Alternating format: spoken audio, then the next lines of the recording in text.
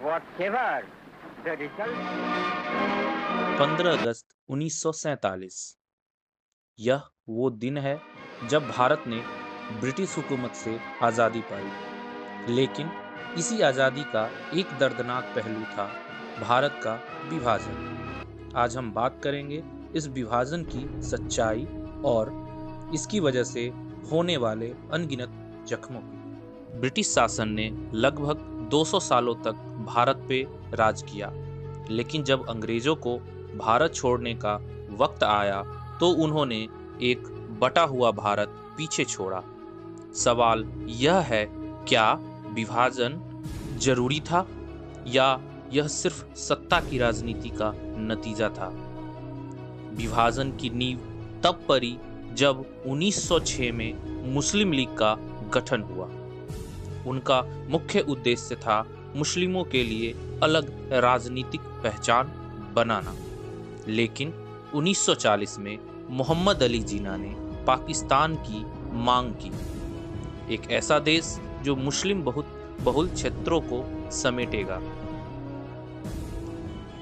1947 में Lord Mountbatten ने भारत के 2 हिस्सों में बंटने का फैसला लिया। इसके लिए सिर्फ 5 हफ्ते दिए गए। सर साइरिल रेडक्लिफ, जिन्होंने भारत कभी देखा भी नहीं था, ने सीमा रेखा खींची। इस जल्दबाजी का नतीजा यह था कि दंगे, खून खराब और लाखों लोगों का पलायन हुआ। लाखों हिंदू, मुस्लिम और सिख अपनी जड़ों से उखाड़े गए। लगभग 10 लाख लोग मारे गए और 1.5 करोड़ से ज्यादा लोग बेघर हुए। यह इतिहास का सबसे बड़ी त्रासदियों में से एक है। विभाजन का एक और यह सच था कि अंग्रेज भारत छोड़ने से पहले यहाँ फूट डालो और राज करो की नीति का बीज बो चुके थे। धार्मिक भेदभाव को राजनीतिक लाभ के लिए इस्तेमाल किया गया। जिन्ना, नेहरू और पटेल जैसे नेताओं की भूमिका पर आज भी सवाल उठते हैं। कहा जाता है कि अगर जिन्ना और नेहरू ने व्यक्तिगत महत्वाकांक्षाओं को दरकिनार किया होता तो शायद यह विभाजन रोका जा सकता था। लेकिन कुछ इतिहासकार इसे असंभव मानते हैं।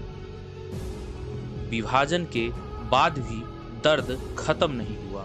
दोनों देशों के बीच 4 युद्ध हो चुके हैं। कश्मीर विवाद आज भी एक बड़ा मुद्दा है।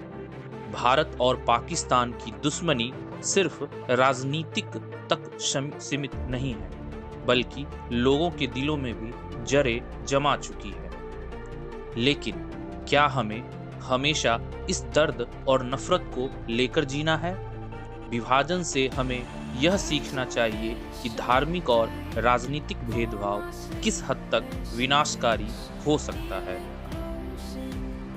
यही कहना चाहूँगा, विभाजन ने हमें बांटा जरूर है, लेकिन इंसानियत की सीमाएं कभी नहीं खींचती। हमें इस इतिहास को समझना चाहिए ताकि भविष्य में ऐसी त्रासदी दोबारा ना हो।